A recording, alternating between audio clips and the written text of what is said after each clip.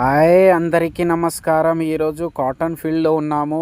So cotton అనేది ఏ స్టేజ్లో ఉందనేది మీకు తెలియజేస్తాను.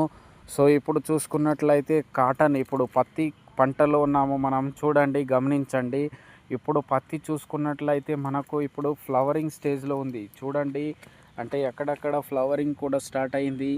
సో ఇప్పుడు ఫ్లవరింగ్ స్టేజ్లో వచ్చిందన్నమాట. చూడండి, చూసుకున్నట్లయితే ఫ్లవరింగ్ ఉంది. అదేవిధంగా కొన్ని కాయలు కూడా ఫార్మేషన్ అయింది. చూడండి, కాయలు కూడా వచ్చినాయి.